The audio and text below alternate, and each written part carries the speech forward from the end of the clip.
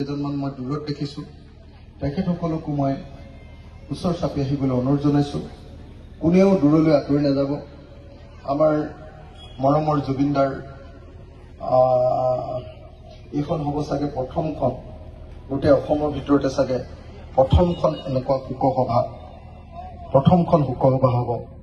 আৰু মৰমৰ জুবিনদাক বিদায় দিয়াৰ শোকসভাৰ প্ৰথমখনতে আপোনালোক উপস্থিত আছে।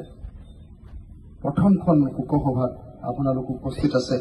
সেইকাৰণে মই সকলোকে অনুৰোধ জনাম, যিসকল দূৰত আছে বেয়া নাপায় যদি ওচৰলৈ আহিব নেকি বাৰু। জুবিনদাৰ কাৰণে অকণমান আমি চকু পানী টুকে, জুবিনদাৰ কাৰণে অকণমান আমাৰ হৃদয়ৰ পৰা অলপ শোক প্ৰকাশ কৰিম। জুবিনদাৰ কাৰণে আমি বিদায়ৰ সময়ত জুবিনদাক অকণমান মাত এষাৰ দিম। জুবিনদা, আপুনি গুচি যাব নোৱাৰে। আপুনি যদি গুচিও যায় জুবিনদা, আমি আপোনাক সদায় মনত ৰাখিম।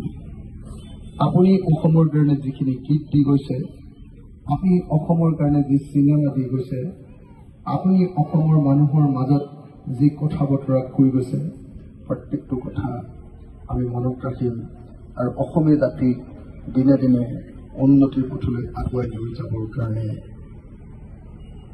চেষ্টা কৰিম। জুবিনদাই কৈছিলে যে মোৰ কোনো জাতি নাই। জুবিনদাই কৈছিলে মোৰ কোনো ধৰ্ম নাই। জুবিনদাই কি বুলি কৈছিলে? কি বুলি কৈছিলে নিজকে? জাতি নাই, ধৰ্ম নাই, কি বুলি কৈছিলে?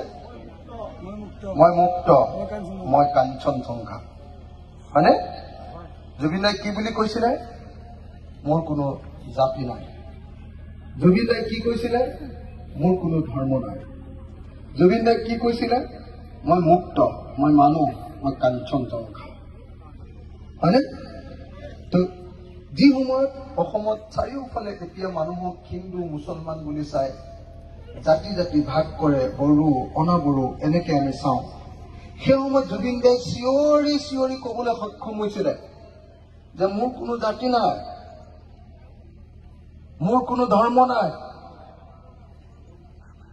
মই মুক্ত।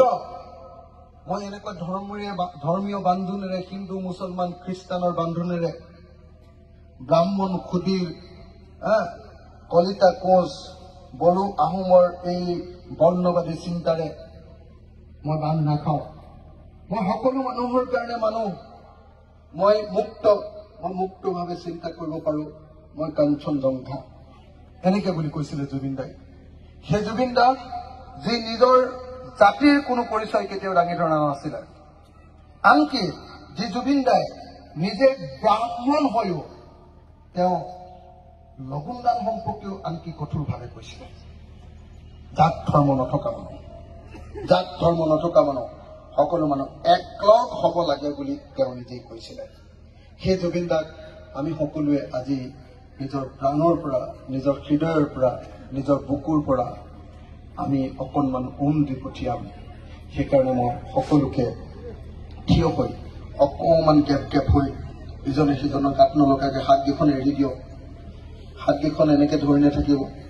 যেতিয়া সন্মান কৰোঁ আমি তেতিয়া হাত তললৈ নমাই দিওঁ। সকলোৱে হাত তললৈ নমাই লওক। মূৰটো অকণমান তললৈ কৰি, সকলোৱে মূৰটো অকণমান তললৈ কৰি আমি 1 মিনিট সময়, পুৰা 1 মিনিট সময় সকলোৱে শোক প্ৰকাশ কৰিম।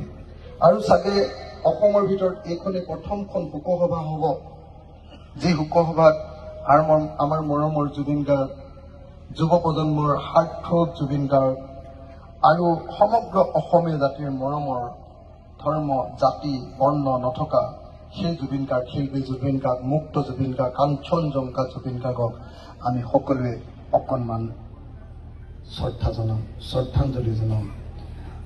কায়িকভাৱে শাৰীৰিকভাৱে তেওঁক আজিৰ পৰা বিদায় দিম, কিন্তু সদায় তেওঁক আমি মনত ৰাখিম। এই কথাখিনিৰ কাৰণে মই সকলোকে হাত তললৈ কৰি মূৰটো তললৈ নমাই আমি এতিয়া ঈশ্বৰৰ ওচৰত প্ৰাৰ্থনা কৰিম।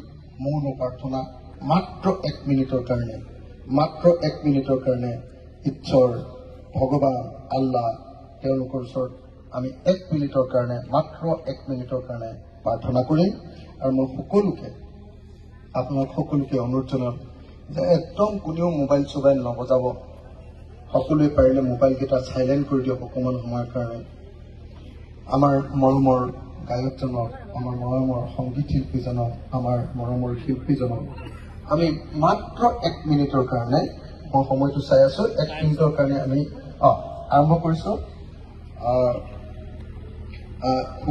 আমাৰ শোক প্ৰাৰ্থনা আৰম্ভ কৰিছো